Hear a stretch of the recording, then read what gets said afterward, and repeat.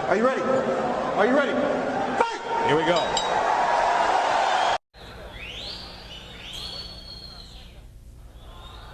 Oui, c'est bien Evangelista Cyborg que vous connaissez bien maintenant face à Michael Materla, invaincu. Le Polonais. Ouais. 7 combats, 7 victoires. Alors c'est une belle épreuve là face aux sociétaires de la shoot et box qu'on ne présente plus. Je pense que c'est le combattant le plus effrayant du circuit, Cyborg. Comme Materla qui rivalise au niveau des tatouages.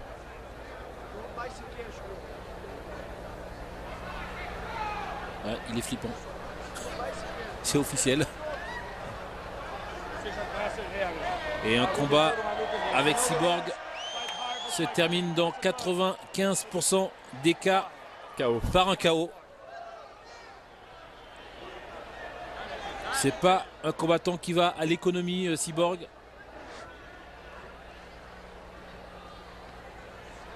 Donc il devrait y avoir du sport. Ah, c'est parti. Et Materla aussi qui rentre dans la... Eh ouais, faut faire attention avec les combattants de la shoot et box. Parce qu'il n'y a jamais un seul temps de répit. Il ne faut rien laisser au hasard. Materla qui rentre un petit peu n'importe comment dans la bagarre. Là, la tête la première. Mais il y va. Il y va, ça c'est clair.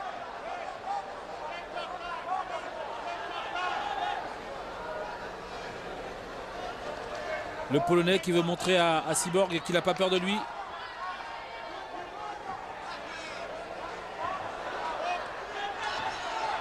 Et attention là, il a été touché. Ouais.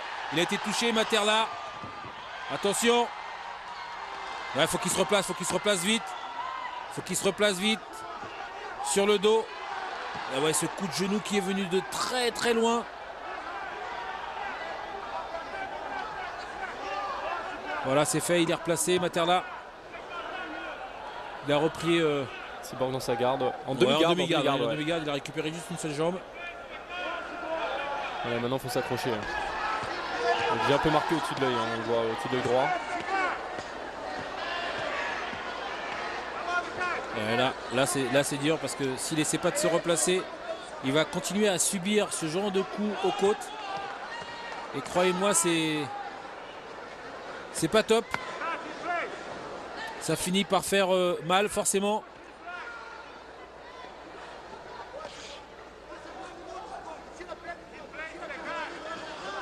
Et il me semble légèrement ouvert Materla du côté droit. Ah ouais, sur l'œil. Au-dessus de l'œil droit, il me semble. On dirait l'arcade aussi, ouais. C'est l'arcade qui coule, ouais, ça coule au niveau de l'arcade. Alors encore une fois, hein, c'est toujours très très fragile les arcades. C'est impressionnant parce que ça saigne beaucoup.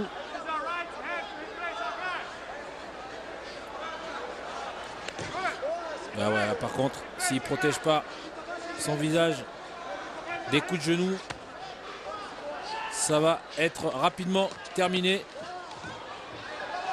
C'est vraiment l'une des caractéristiques de la shootbox et de Cyborg en particulier, c'est de frapper vraiment dans toutes les positions. Marcus Vinicius, l'arbitre, qui a demandé l'arrêt bien sûr pour aller soigner la plaie de Materla. Il faut stopper un petit peu l'hémorragie. Au-dessus et en dessous de l'œil.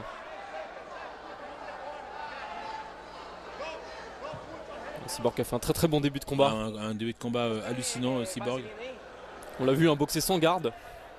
Comme d'habitude. Comme d'habitude. Ce qui lui vaut aussi de subir beaucoup de défaites par KO. Aussi par KO. Ah ouais. Mais en même temps, il ne faut pas se mettre dans la trajectoire de ses coups parce que là, vous prenez un aller simple pour la lune.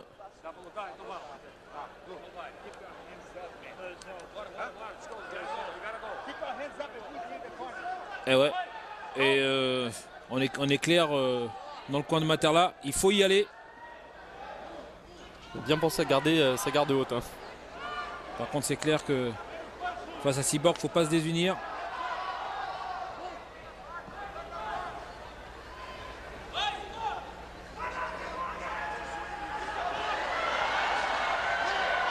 Vraiment un combattant dans tout ce qu'on peut voir de combattants chez un homme. Cyborg a tout ça, c'est un guerrier. Il envoie tout ce qu'il peut.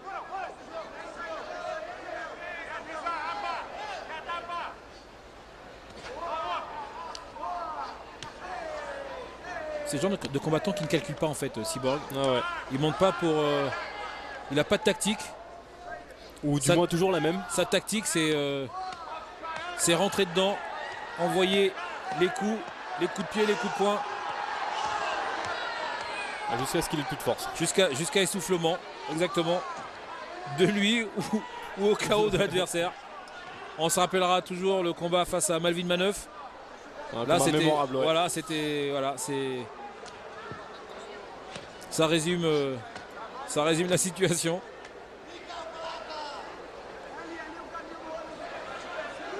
Mais on peut encore une fois saluer la performance d'Anthony Rea qui a réussi à venir à bout de ce combattant brésilien de talent. Ah ouais, il avait supporté une terrible salve au début de combat. Ouais, il s'est pas désuni, Anthony. Ah ouais, il a attendu tranquillement que Cyborg se. Enfin, tranquillement, non. Non, pas tranquillement, mais. Il a attendu que Cyborg se fatigue et le tout renvoyé. Et croyez-moi, attendre que Cyborg se fatigue. Je sais pas si attendre est le mot juste. Survivre, peut-être. Mais en tout cas, Anthony, bravo. Et on revient à notre combat avec Materla qui est toujours en dessous. Qui lui essaie également de survivre. Face à Sieber, regardez. Le coup de marteau. Ah, le coup de poing marteau. C'est la difficulté de notre discipline, c'est que les coups peuvent arriver de n'importe quelle manière.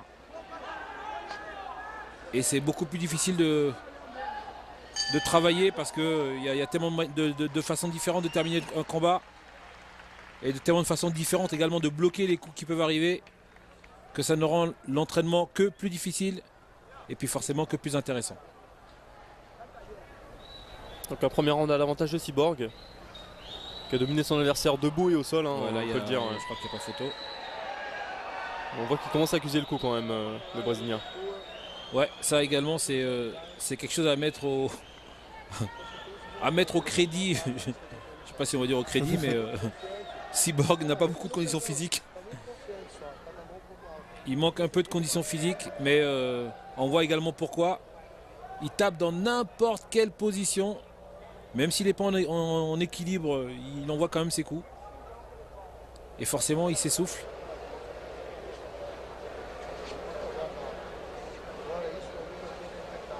Il ne sait pas tempérer, Cyborg. Il ne sait pas gérer un combat.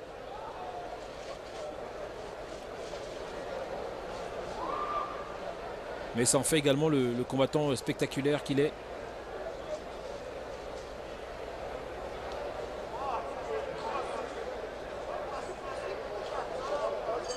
Et Materla qui va avoir vraiment du mal à gérer la fougue du Brésilien.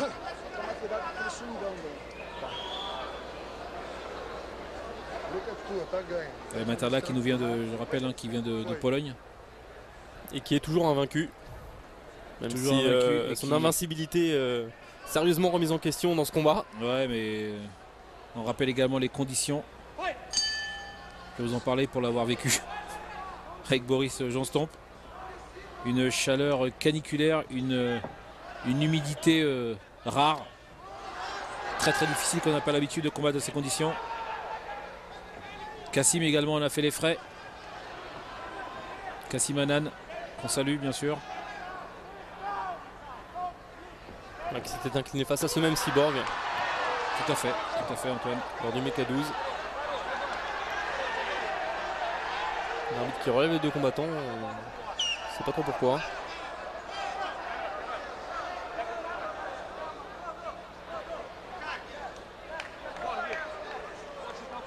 Là il y a eu un coup interdit de Cyborg. Un coup interdit.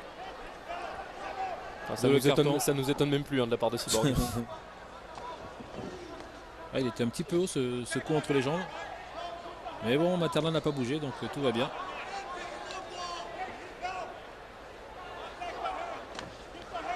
Ah, c'est bien vu là, cette droite. C'est dommage. La Cyborg a perdu l'équilibre. Je ne sais pas ce qui s'est passé. Je crois qu'il y a eu coup de pied. Et Materla qui est épuisé également. Hein. Ah ouais.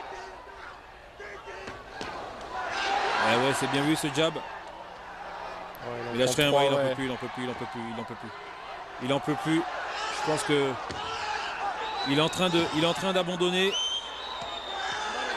Là, il y a un bras qui est accessible, mais Ah non, il préfère, Cyborg, ouais, il préfère taper. C'est fini, je crois qu'il a arrêté, Materla. Il devrait l'arrêter. Ouais, il faut arrêter, voilà. faut arrêter, ouais. L'arbitre n'a pas vu que Materla n'en pouvait plus.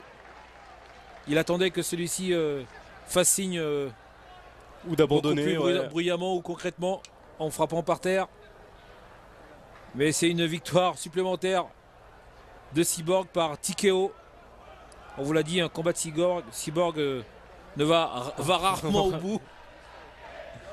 Je ne sais pas si c'est ce que c'est que finir un combat Cyborg en vainqueur ou en vaincu. Et quand même une belle résistance de Materla qui a pris beaucoup de coups hein, quand même dans ce combat. Qui a pris beaucoup de coups, mais on rappelle les conditions pour ces combattants venus de l'Est, c'est hyper difficile quand on est au Brésil. C'est des conditions climatiques qui ne sont pas évidentes à gérer. Et ça, c'est important de le prendre en compte dans la performance. Voilà, il a déjà là, il n'en voulait plus. Et une victoire de plus dans l'escarcelle de Cyborg.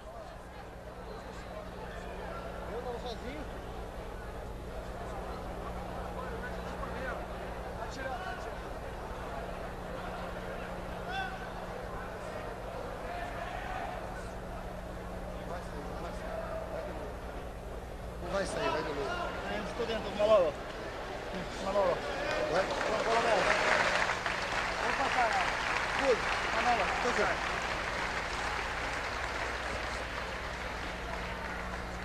Segundo round, 1 minuto e 27 segundos. Por nocaute, Evangelista Cyborg.